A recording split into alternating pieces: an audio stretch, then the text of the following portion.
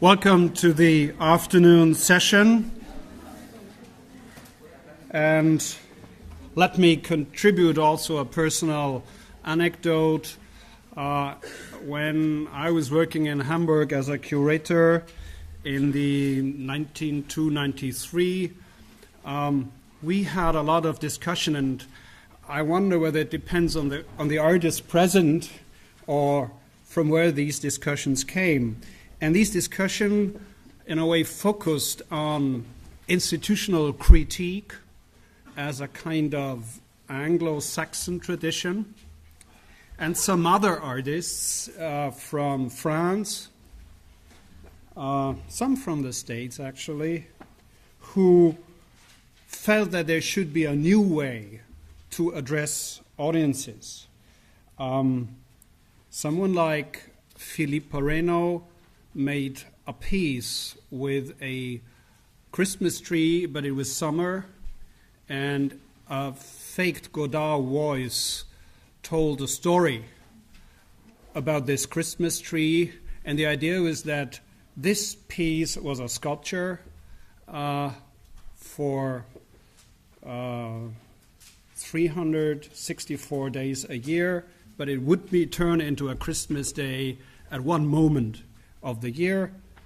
And Philippe was very much relating to cinema theory, and actually designed his idea of addressing publics through cinema.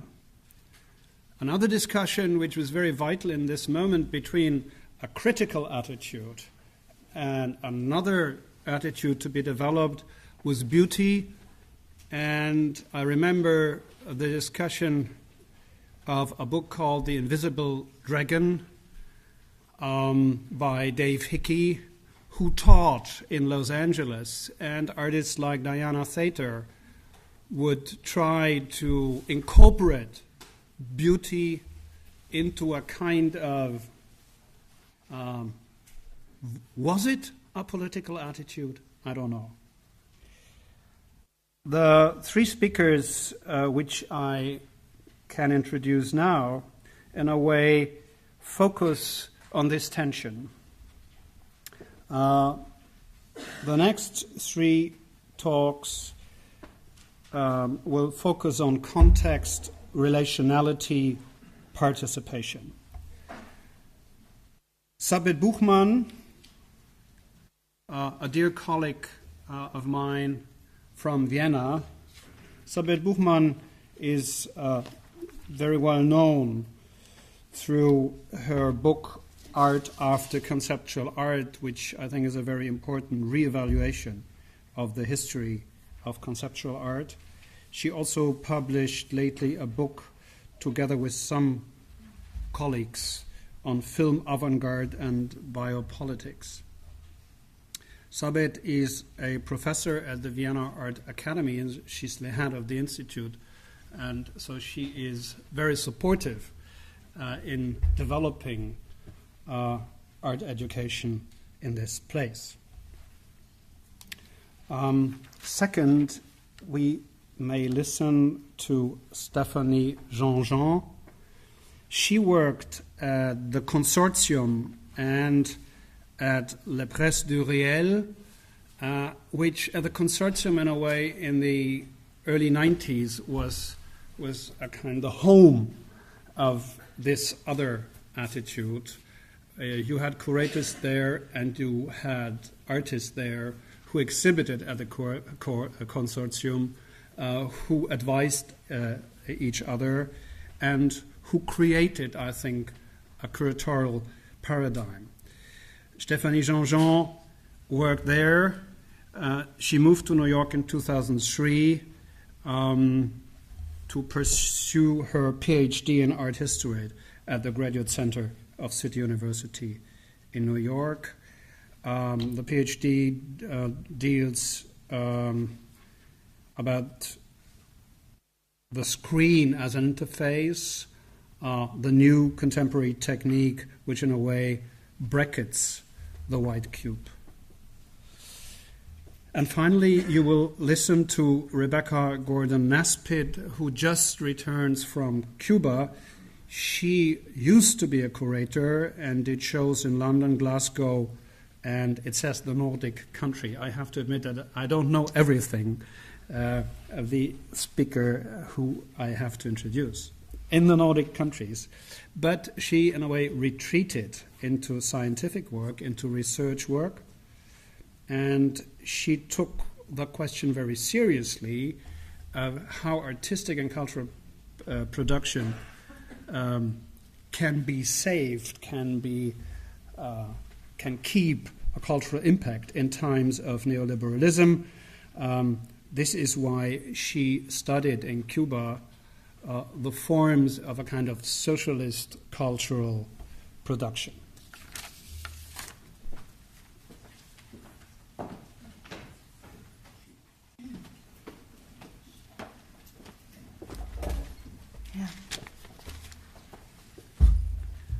Yeah, good evening. Thank you, Stefan, for introduction, and Lucy Steeds for organization.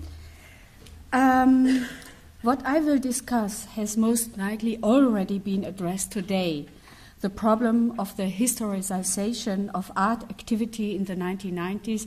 Renate Lorenz has addressed this by the problem of memory of those who had been involved. It's the case also with me. Located between institutional critique, contextual art, and project culture. Yet, when this field, heterogeneous because operating between galleries, collections, universities, self-organized exhibitions, clubs, journals, activist group projects, and alternative spaces, takes stock of itself, it becomes clear that the institutional and contextual concepts that were violent at the times were always at work together on their historical definition. This had a variety of causes. On the one hand, artists sought to oppose a materialist understanding of history, whether they subscribed to the traditional view of art as a matter of inexplicable aesthetics, or followed the postmodern leveling down of the historical that predominated in the 1980s, when most of the project had already started off. Thus, the justification and framing of artistic praxis was based through research and references on the inside as to the irreducibility of the self-inscription into historical narrative. In this way, artists adopted social, cultural, and media histories that had been excluded from institutional exhibition activity and academic art historiography, a praxis that Christian K. Wagner, an art historian and a colleague of mine in Vienna, once termed the critical reconstruction of modernization processes, and which Helmut Draxler, art historian and curator, in his 2007 book, Coercing Constellations, we already have it, Space, Reference and Representation in Farid Amali, termed the, quote, communication code of contemporary art. The fact that Amali and other artists associated with him in the late 1980s and the 1990s turned their attention to the ideological implication of Western historiography, in no small measure owing to the context of the political upheavals of the time, naturally does not legitimize labeling the 1990s as a historicizing decade. In this connection, it is necessary to make the differentiation that Draxler called for in his essay he published in the catalogue of the exhibition Kontext, Kunst. How to proceed?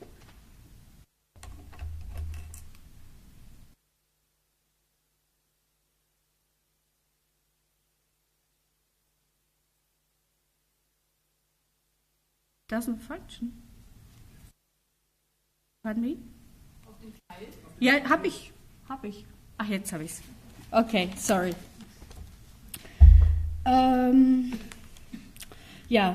In the essay Draxler, published in the catalogue for the exhibition Kontext, Kunst, curated by Peter Weibel in 1993. There, the art theorist and curator warned against a historical understanding that viewed the art world from the inside and at extremely close range as a homogeneous system, without taking note of the observer's own social sighting and the unsettling and many layered elements of the art world's history. Otherwise, the threat would exist that the experience of a chaotic collapse identified with institutional critique and contextual art could be, quote, used by conservative theorists and interpreted as a self-purification of the market brought on by economic trends, end of quote. Draxler's prognosis was vindicated, as the various phases of historicization in the 1990s have shown, in particular in the German-speaking context, to the extent that these phases evidenced the historical understandings of the special interests. These politics of special interest were inscribed into curatorial discourses from the beginning, as is apparent from the subtitle of Weibel's Kontext, Kunst, The Art of the 90s. All the more pressing for today's panel, then, are the questions of to whom has been entrusted and for what reasons the historicization of the 1990s, and from what perspective that historicization should be told. From the perspective of the curators, the perspective of the artist, the perspective of the historians, or the perspective of the art market, or the included or excluded participants. The accompanying conflicts between the politics of different interests were inscribed from the start on the curatorial discourses of the time. An example of this is now famous, indeed infamous, is Weibel's Kontext, Kunst, the subtitle of which was The Art of the 90s in 1993. That Weibel's own context theory of art, dating from 1971, was printed as the first essay in the catalogue accompanying the exhibition, is only one example of these special interests, as well as an impetus for Stefan Germer's essay that followed 2 years later in 1995 in the journal Texte zur Kunst, Among Vultures, Contextual Art in Context.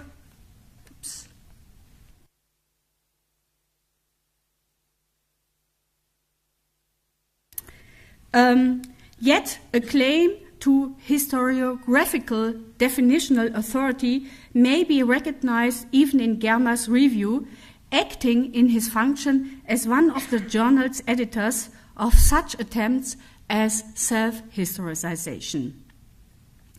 This is because Germer's text also attacked the art scene of the time, between contextual art and institutional critique, which had co-determined the orientation of the journal's content till then, but which had not, in Germer's view, defended itself against curatorial monopolizations. Thus, according to Germer's presentation, the art of the 90s, which Weibel's exhibition had sought to historicize, had already dug its own grave by the mid-90s. This break was also confirmed by the artist Thomas Locher, who belonged at the time to institutional critique and contextual art circles. As he presented matters, institutional interest ran out after 1995. I mention this because most of the comments on the end of institutional critique refer to phrases from the critique of institutions to an institution of critique, which had been published in 2005. The earlier dating has to do with the accusation of service-oriented paid institutional critique at that time. Andrea Fraser provided the key term used in the criticism directed against her and her colleagues. In 1994, she organized a panel together with Draxler at Kunstraum Lüneburg under the title Services, a proposal for an exhibition and a theme for discussion. In the same,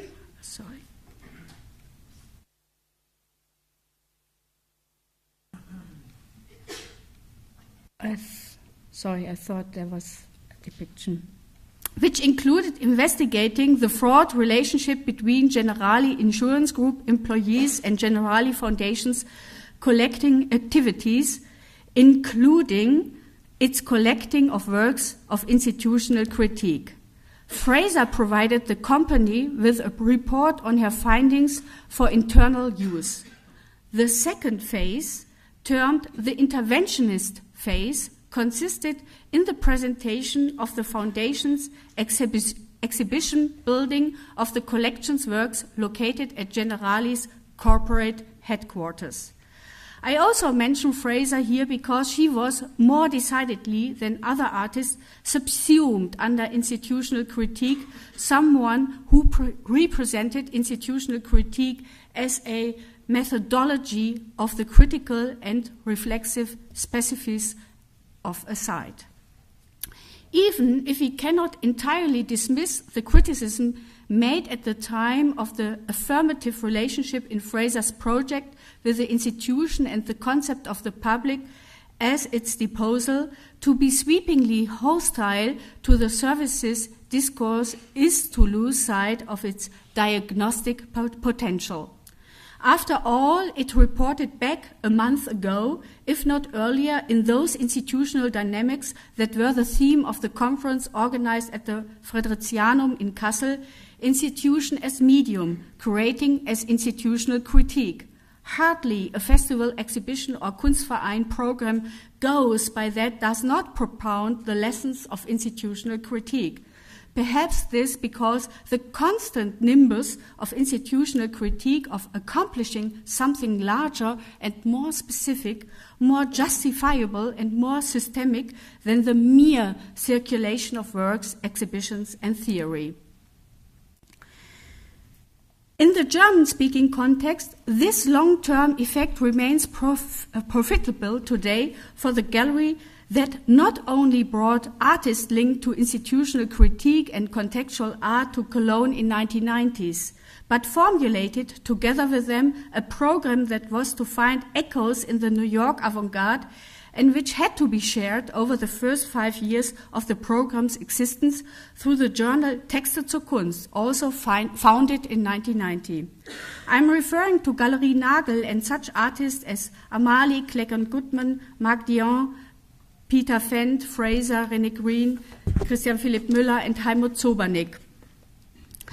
As an aside, tomorrow the gallery is celebrating, as Christian Philipp Müller already had mentioned, its 20th anniversary with a fashion show staged by Zobernick. The proximity in space and content between the editorial department and the gallery prompted accusation that Texte zur Kunst was an ideological mouthpiece for a gallerist bent on hegemony. An accusation also made because the aforementioned artists sometimes appeared in the journal as authors, and in some cases, for example, that of Müller, even did its layout. Yet this was precisely what the journal's anti-pluralist commitment consisted in. Thus, Isabel Graf, who founded and edited the journal together with Germa, contributed the essay Youth Research to the first issue, in which she termed the praxis of Amalie, Dion, Fraser, and Müller to be an expansion of and improvement on the site-specific conceptual art of the 1970s and of, quote, a greater significance when viewed from a comprehensive social perspective on an economic and architectonic field not directly connected to art, end of quote. All Although the text highlighted commonalities with approaches favored by the journal, including those of social history, the sociology of Pierre Bourdieu, and Anglo-American cultural studies, an ironic tone might be read into the title, Youth Researches, as though the praxis described were going through an experimentation phase determined by their generation. We encounter anew the drop down from conceded claim to significance to incalculable reception history in Germer's essay from 5 years later. That essay stood in stark contrast to the previously applicable commitment to a social network that would comprehend artistic practice as research and thus open it up to the social. Yet in Germer's view, the exhibition project Unité, it's already talked about, created by Yves Aupetit-Palot in Firminy in 1993, already made foreseeable that the artist would be overextended by the, quote, complex architectonic, social and political situation, end of quote. The claim to significance reclaimed by Graf only 3 years earlier was purportedly revealed soon thereafter as a cause of its own failure, a theme we discussed this morning, and it would be really, I think, productive to continue the discussion on the question of success and failure, in what direction we should discuss this. And I found it also very interesting in the discussion that we had been speaking about the contradiction or the conflict between the notion of the social and the political. And I think here we come into the discussion of success and failure in terms probably like Peter Bürger has been written in his famous book, A Theory of the Avant-Garde in 1974, when he said that the historical avant-garde had been failed because of its own institutionalization. And it was about that the promise... Oh, I have to... I'm out of time? No. Okay. Oh, okay.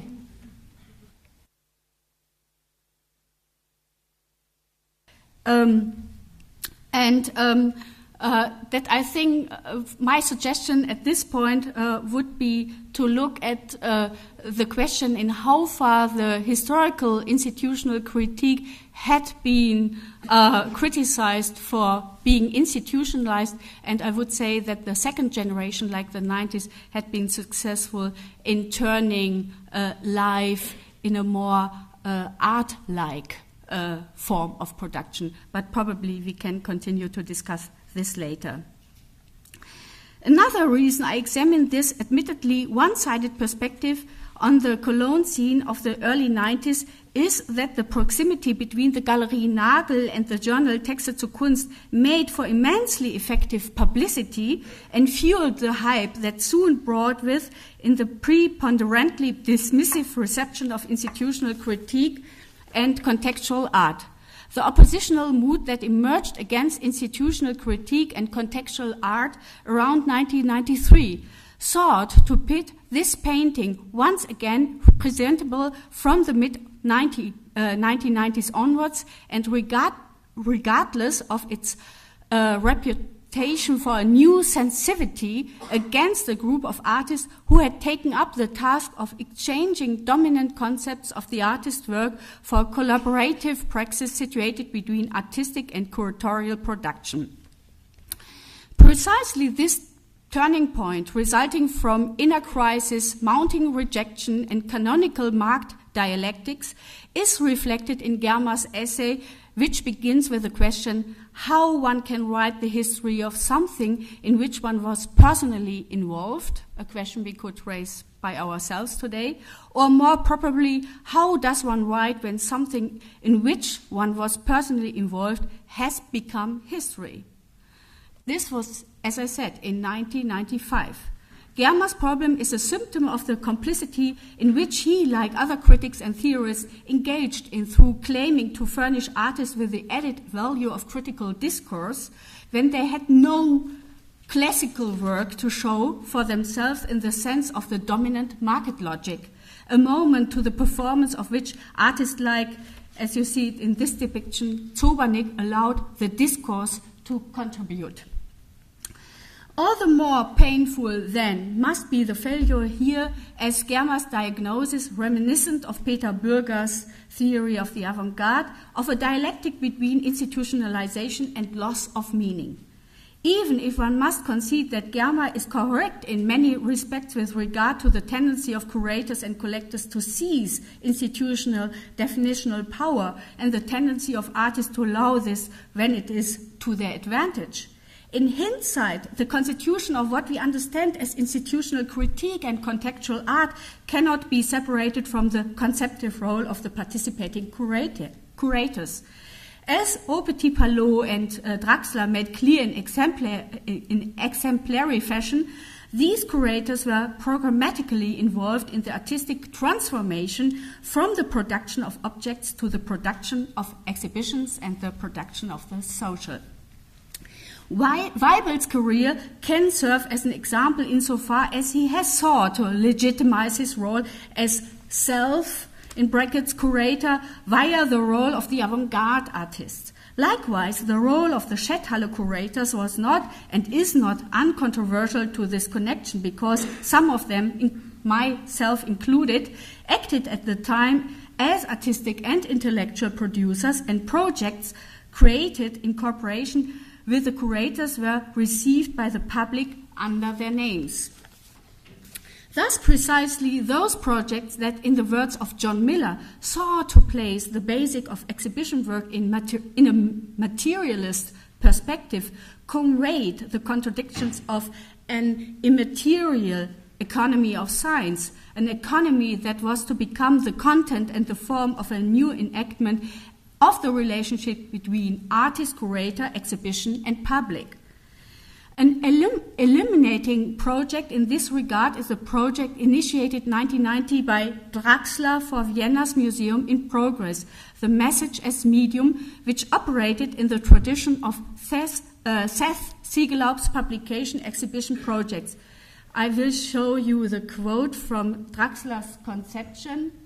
Here again we see all the actors participating in the image of what Helmut Zobernick then designed as the social of institutional critique.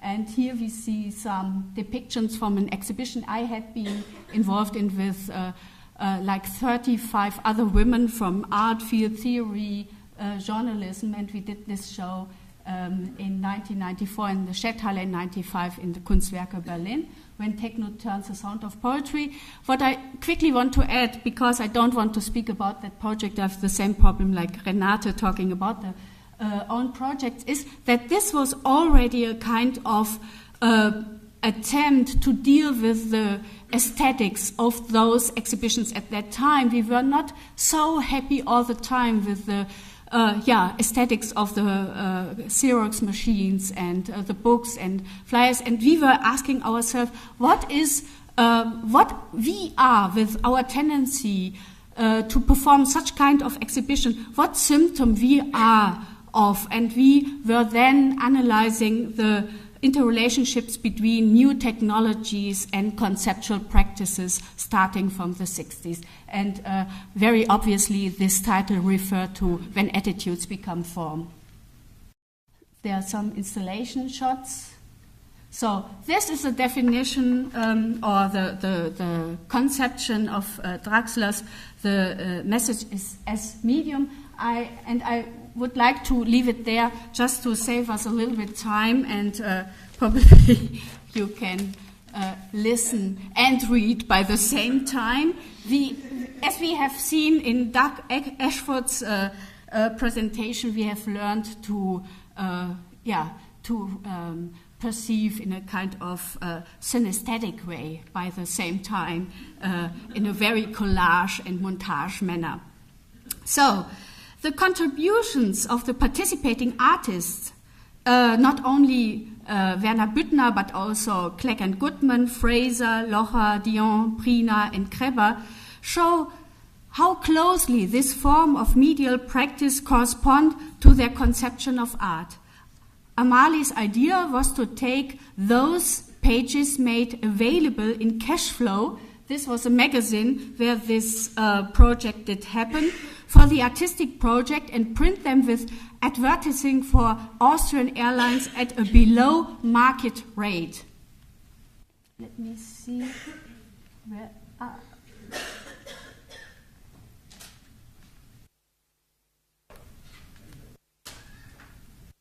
We see it there, above there. And Cashflow argued that the advertising pages were made available to the artist free of charge. And therefore they claimed that the airline's logo should be blocked out, which was done. This example attests to the fact that and to the way in which the artistic producer takes on the role of an intermediary who assists progressive enterprises in producing those images that they receive or wish to receive from avant-garde art. Very obviously, this example lets us take a look at the synergetic effects of public-private partnerships. In comparing the medium as message with Siegelhaupt's practices, the fact that the white cube is set aside in favor for a medial space appears to be connected to the phenomenon described by Alexander Albero in his book on historical conceptual art as the politics of publicity, a politics that concerns potentially object-independent forms of communication between artists, curators, and specific segments of the public. My second example of such practices, again, you are today the master artist, Christian, is Christian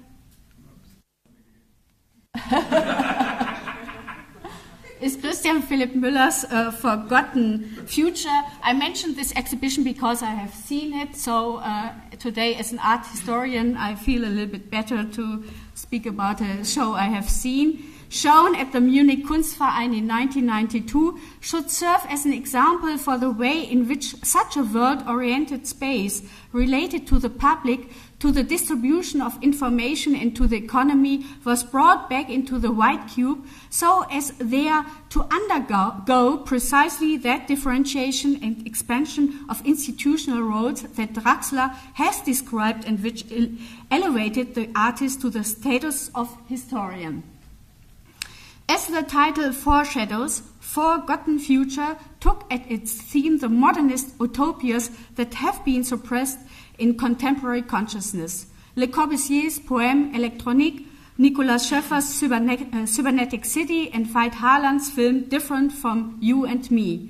Working on the basics of these works and models deriving from the 1950s, Muellers constructed a historically exemplary constellation of architectural, social, and film history. A constellation, as Draxler wrote in the exhibition catalogue in his role at the time as a curatorial co-producer, of concepts that were growing in popularity in the late 1950s, quote, for harmony between art and aesthetic social hygiene, thank you, that would depart from classic potential for conflict between technology and the social. In addition to Draxler, Müller also involved the filmmaker Madeleine Bernsdorf, who conceived a film program. The authors who wrote for the catalogue did not have the task, as I did, on the occasion of Müller's 2007 retrospective at the Museum for Gegenwartskunst in Basel for historicizing the artist's works. Instead, they participated through contributions of contents to Müller's research. In this way, the catalogue transmits a complex, often contradictory picture of the post-war avant-garde permeated by homophobia, misogyny, and post-fascist racial hygiene that found a particularly fruitful social climate in the Adenauer era of the 50s and the early 60s. Having demonstrated on the basis of Müller's exhibition the fusing of historical research with artistic and curatorial discourse, I do not wish to neglect the exemplary function of exhibitions such as like group material.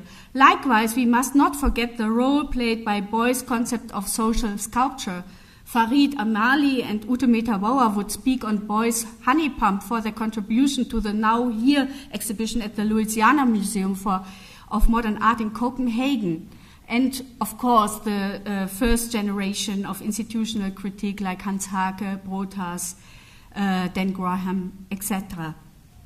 As well as by Jörg Immendorf's Lidl project for artists and groups who came on the scene in Germany to introduce the repoliticization of the mid to late 1980s and early 1990s. Here I have in mind artists like Botschaft e.V., Büro Bert, Freie Klasse, Wochenklausur, Sammlung Brinkmann, including among others Alice Kreischer and Andreas Siegmann, The Network, The Thing, and Minimal Club, a group with which I had been involved myself. Such activities make clear how difficult it is to define the perspective from which the 1990s can be narrated in a form that reveals the various interests at work.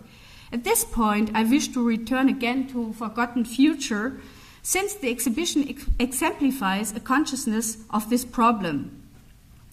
As I said before, that Müller took over the position of a historian, and in this exhibition he included then a part of his first gallery exhibition in 1990 in Antwerp, Promenade dans une ville radieuse non réalisée, and showed it. And he wrote the locations provided by the architect, by Le Corbusier, for his Ville Radieuse in a vertical sequence, and wrote horizontally the sites at which he himself had exhibited to date. This fragmentary fusing of historical facts and contingent narration, reminiscent of, for example, Felix González Torres' method of date pieces, and of course also of René Green's work, also represented an enactment of Muellers' method. What James Meyer described in his highly influential essay, What Happened to Institutional Critique, first published in German in 1993 in the catalogue of Weibel's Kontext, Kunst, as a postmodern method of historical and pluralist contextualization, namely the, quote, repudiation of the abstract, the general, and the universal, through emphasis of the contingent, the provisional, the mutable, and the experimental, was verified in exemplary fashion by Forgotten Future. Thus, the reconstruction of the minuscule bureau, the private space within the space office of Le Corbusier in Paris, represented an equivalent to the white cube, stripped of its original function, purposed as a spatial passage, and placed across from a black box in which Edgar Varè's composition Poème électronique would be heard. I go back. As may be seen from the photographs of the exhibition, Müller's spatial installation was based on a minimalist principle of fragmentic montage that rendered visible the interrelationships of the exhibition display, sided between autonomous and functional, between art, architecture, and design. The empty container was made into function spaces, which served for their part as surfaces for demonstration and projection. Put in another way, in Forgotten Future, we engage with a spatial montage of references, so-called layers, that effected a decentering of perspective in the tradition of minimalism. The exhibition thereby resisted an exclusively historicizing reception.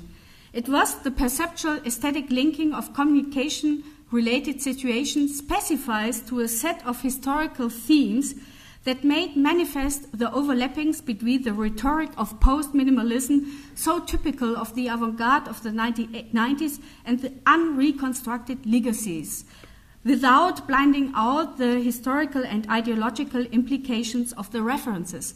I mention this because 4 or 5 years before this show, there had been another show in the Münchner Kunstverein by Gerhard Merz called Dove Star Memoria. I'm very sorry that I forgot to bring an illustration, which illustrates the difference, the shift, because this was very much about the idealization and the heroization of a so-called avant-garde modernism.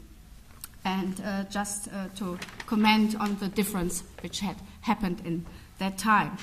There are a number of comparable designs for an interdisciplinary exhibition praxis built around the idea of spatially situating history so as to open it up to other alternative narratives. Amali's Reorient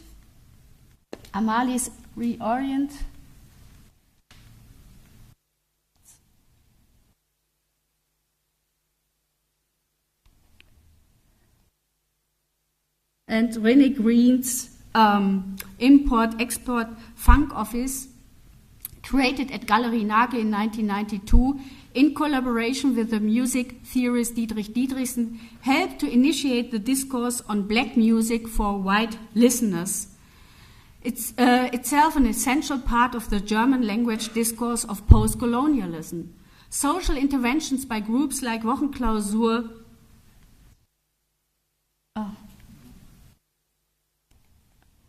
Sorry, now I don't come back.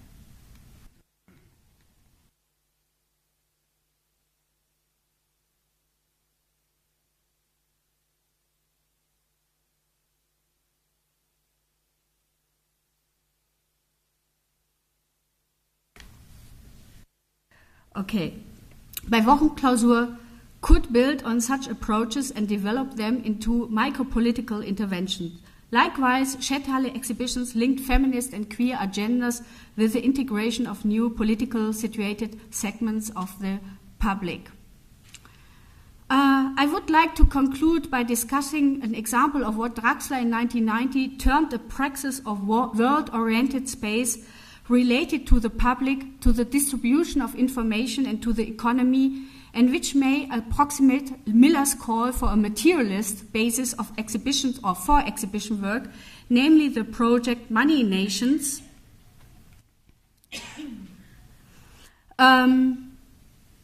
initiated by Marion von Osten, then a Schetthalle curator. This project shows a materialist basis had become both a subject of such an exhibition and its frame for social action.